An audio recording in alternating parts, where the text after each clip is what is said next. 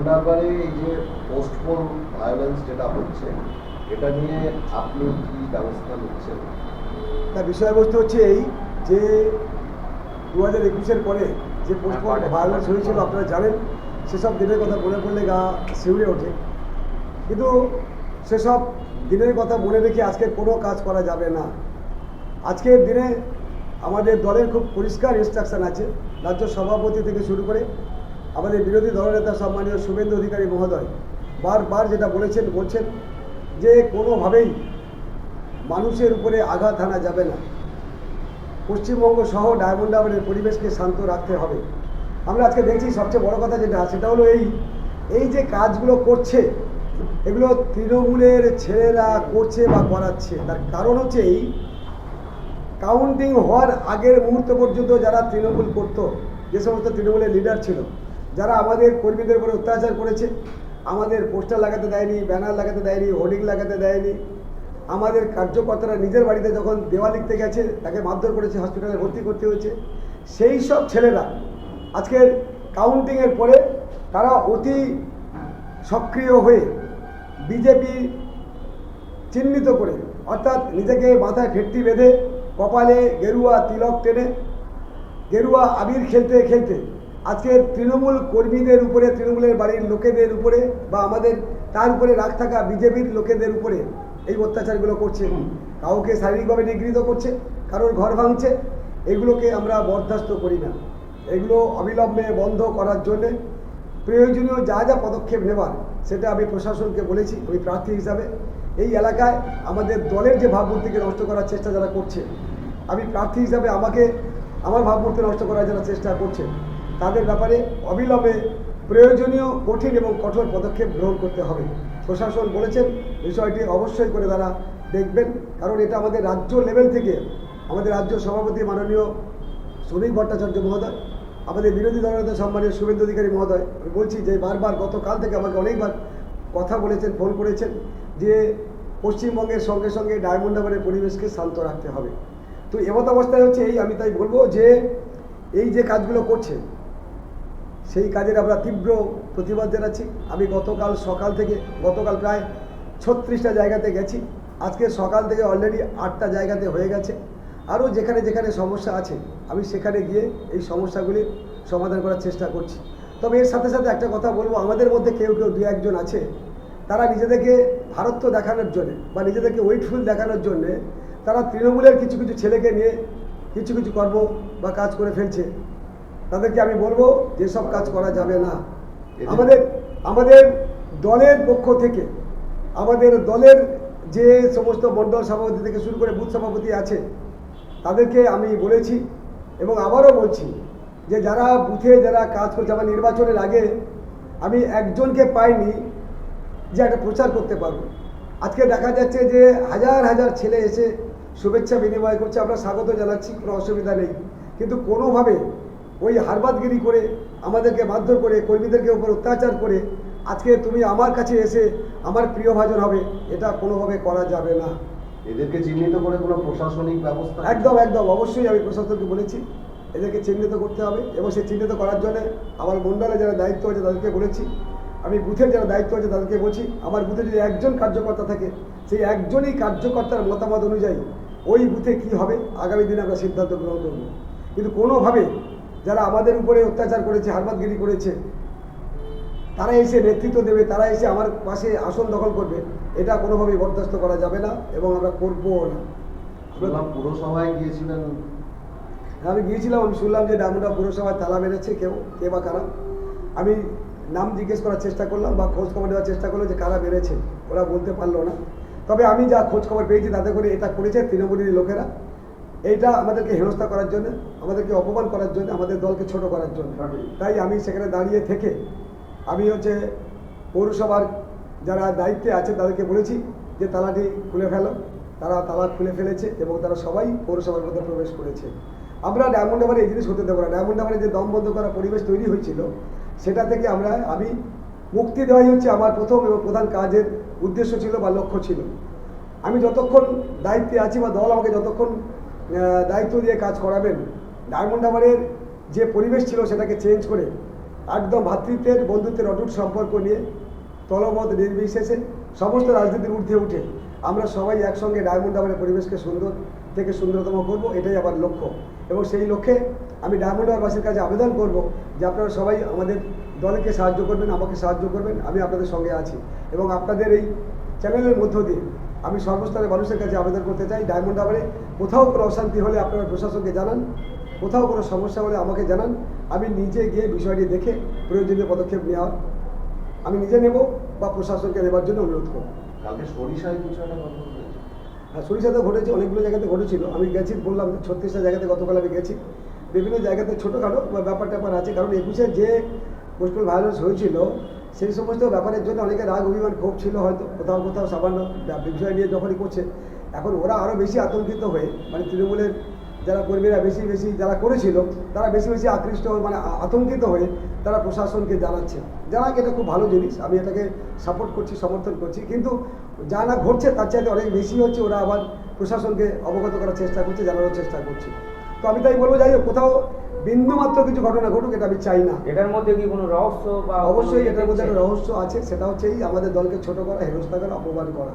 আর এটা তৃণমূলের করছে।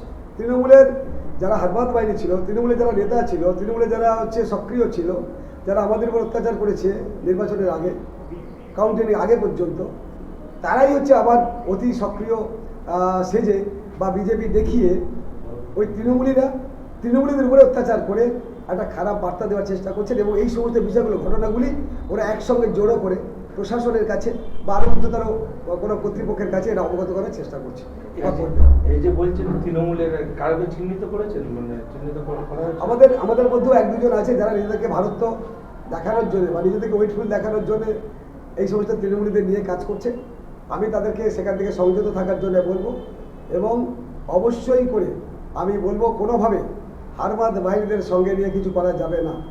এবং তৃণমূলের বুথ স্তরে যারা কর্মী আছেন তাদের মতামতের বাইরে কিছু করা যাবে না। একটা জায়গা দেখলাম কারোর বাড়িতে বিজেপির পতাকা লাগিয়েছিল, আপনি নিজে দাঁড়িয়ে থেকে খুলছেন। এটা হচ্ছে একটা অফিস ছিল, আমি শুনলাম যেটা তৃণমূলের নাকি অফিস ছিল। তো আমি সেটা গতকাল আমি খুলে দিয়েছি এই জন্যেই যে আমরা তৃণমূল নই।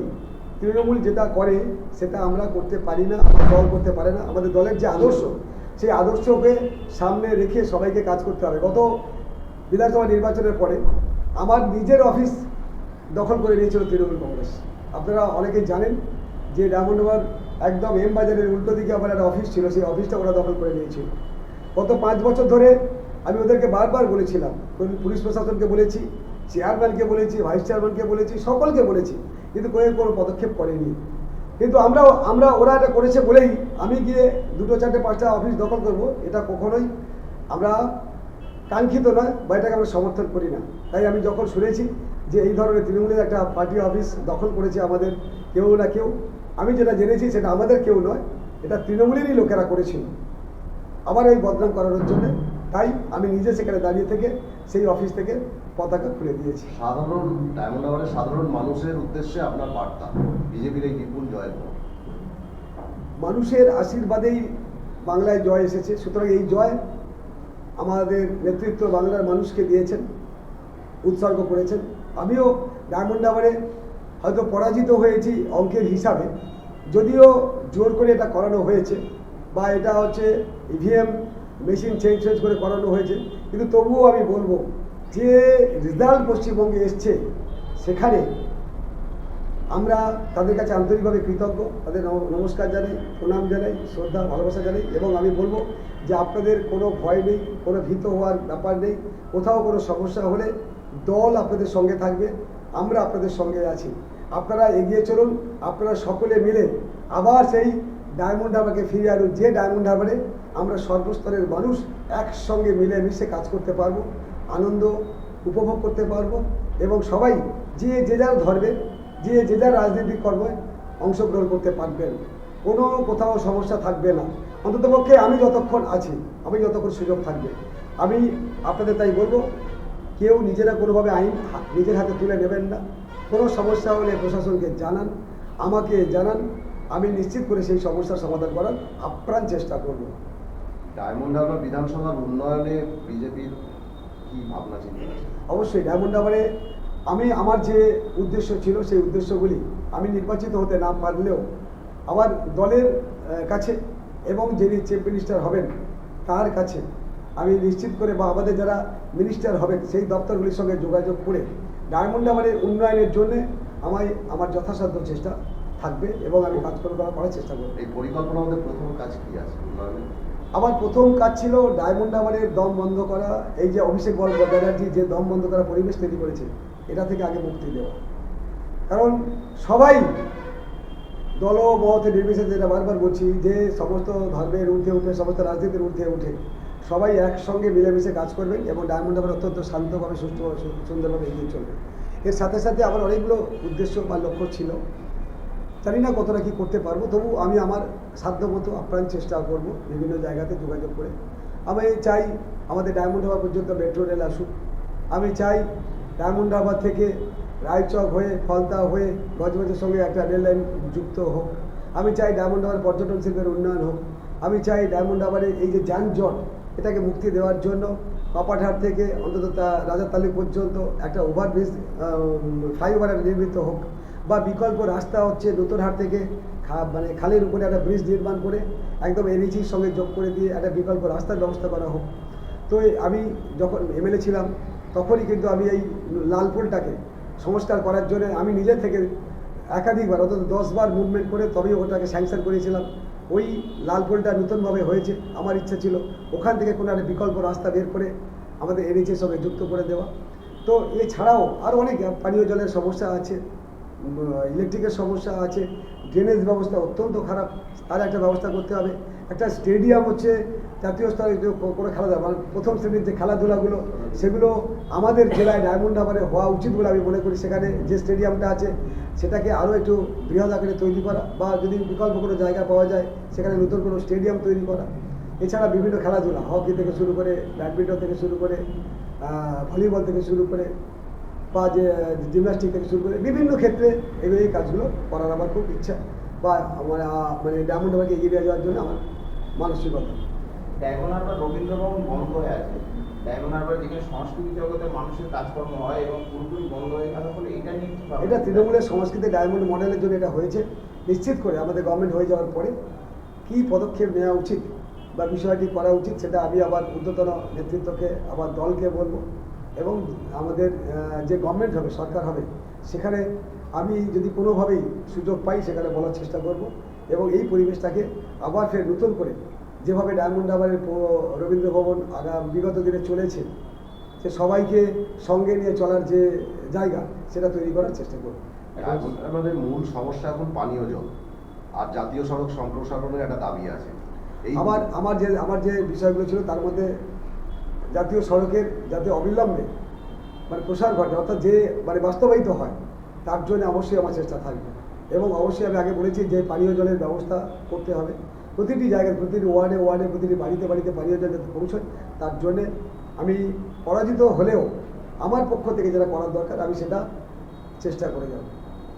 তৃণমূল থেকে কি বিজেপিতে আসার জন্য কোনো কেউ কি যোগদানের জন্য যোগাযোগ করছে? না, এখন তো অলরেডি তারা নিজেরাই ফ্ল্যাগ, ফেস্টুন, ব্যানার টাঙাতে শুরু করে দিয়েছে বিজেপি। তারা গেরুয়া আবির মেখে, গেরুয়া ফ্যাক্টরি বেঁধে, গেরুয়া তিলক এঁটে অলরেডি তারা বিজেপি হয়ে গেছে। এবারে তারা আইন মানে অফিসিয়ালি আসার জন্য বা অফিসিয়ালি নামটা লিখিত করার জন্য তারা নিশ্চিত করে চেষ্টা করছে বা করবে। তবে দল এভাবে কোনোভাবে সুযোগ দেবে বলে আমি মনে করি না। যারা বুথ লেভেলে কাজ করেছেন, যারা মণ্ডল স্তরে কাজ করেছেন, তাদের মতামতের বাইরে কোনো কিছু হবে না।